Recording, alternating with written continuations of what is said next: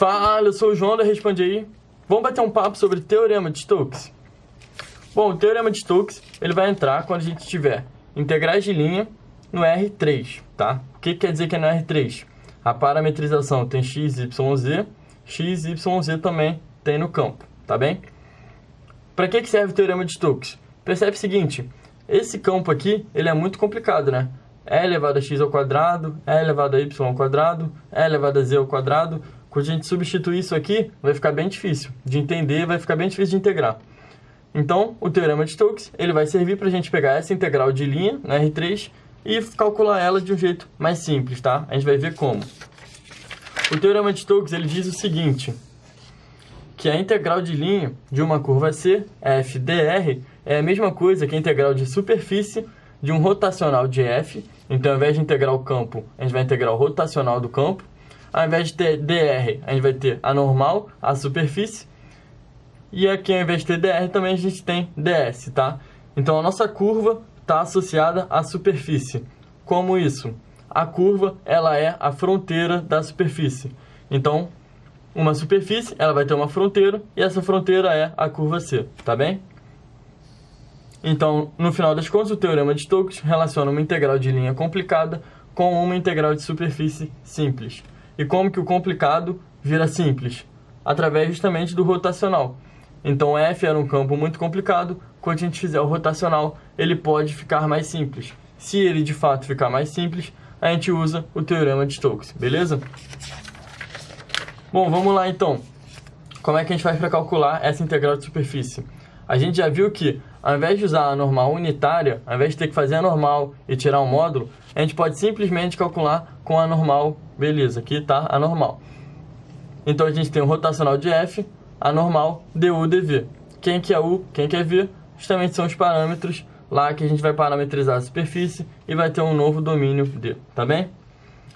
Tá, tranquilo, entendi, a gente vai calcular uma integral de superfície, mas quem que é rotacional? Como é que ele facilita a nossa conta?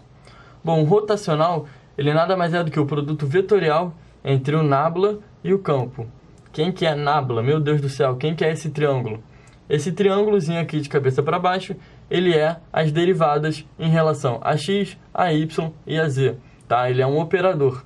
E quando ele opera nesse campo, ele gera o rotacional. Quando a gente fizer todo esse determinante aqui, a gente vai ver que o rotacional ele pode ser calculado dessa forma aqui. Então, o que a gente tem que fazer? Ou a gente tem que saber que o rotacional é o nabla, produto vetorial com o campo, ou a gente decora isso aqui. Ainda bem que a gente tem um macetezinho, tá? Eu vou te mostrar um macete de como decorar esse rotacional. Olha só, a gente viu que o rotacional são várias derivadas do campo, né? Só que a gente tem que saber quando que é F3, quando é F2 e quando é F1, e quando que é derivada em relação a x, y ou a z, tá? Então, qual que é o macete que eu vou te ensinar aqui? O nome do macete é o macete 3, 2, 1. Por quê? O que a gente faz primeiro? A gente coloca 3, 2, 1, 3, 2, 1. Beleza. 3, 2, 1, 3, 2, 1. E agora, como é que a gente completa embaixo?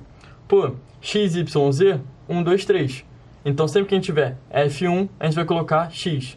Sempre que a gente tiver F2, vai colocar y. Sempre que a gente tiver F3, vai colocar z. Tá, mas vai colocar onde?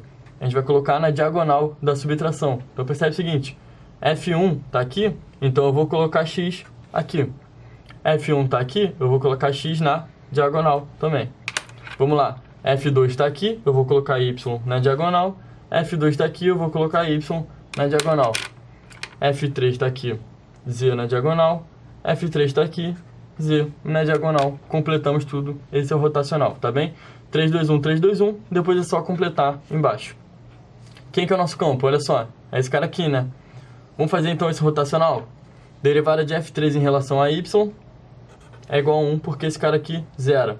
Derivada de F2 em relação a z, não tem nada aqui em relação a z, então dá 0. Derivada de F1 em relação a z, esse primeiro zera, isso aqui fica 1. Derivada de F3 em relação a x, também não tem nada de x, 0. Derivada de F2 em relação a x, 1. E derivada de F1 em relação a y, 0. No final das contas, nosso rotacional virou esse vetorzinho aqui simples, 1, 1, 1. Então, o nosso campo, que era uma parada bem bizarra, ficou um rotacional bem tranquilo, tá?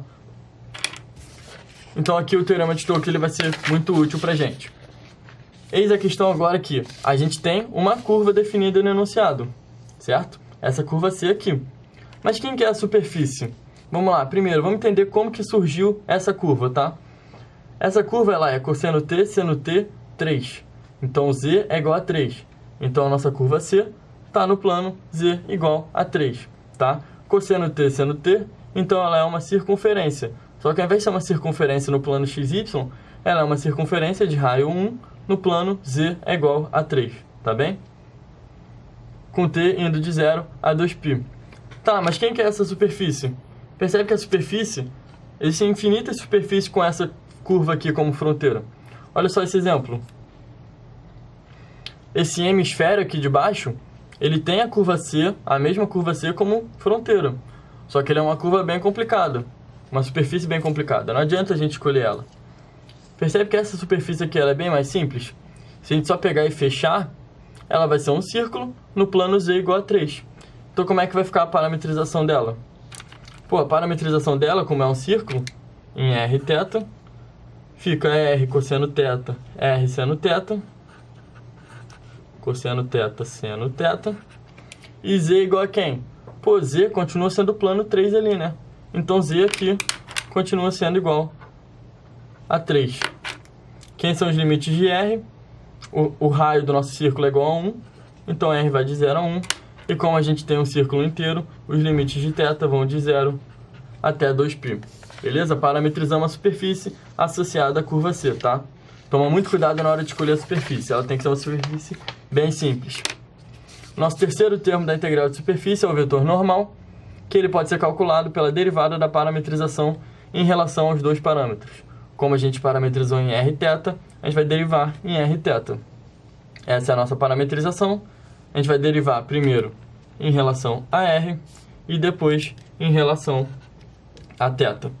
Derivado em relação a R, isso aqui fica cosseno θ, seno θ, 0. E isso aqui derivado em relação a θ, derivada de cosseno é menos seno, então menos R seno θ.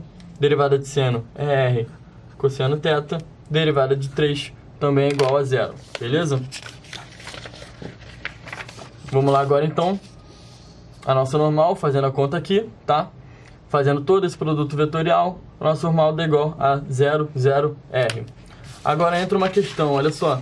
A gente tem que tomar muito cuidado com a normal que a gente vai escolher, né? A gente tem essa normal para cima e a gente tem a normal para baixo, tá bem? Como é que a gente decide qual normal que a gente vai escolher? Percebe o seguinte, se a gente for a normal caminhando no sentido da curva, a nossa superfície ela tem que estar à esquerda. Então imagina uma pessoazinha aqui em pé caminhando. A pessoa em pé caminhando, realmente a área verde vai estar para a esquerda. Agora se a gente tiver uma pessoa de cabeça para baixo, se ela tiver de cabeça para baixo e caminhar na mesma orientação, a superfície verde vai estar à direita, não vai estar mais à esquerda. Então a nossa normal não pode ser normal para baixo, ela tem que ser normal para cima. Por quê? Porque a pessoa, na orientação da normal caminhando na curva, tem que ter a superfície na esquerda, tá? Grava que tem que ser sempre na esquerda, beleza?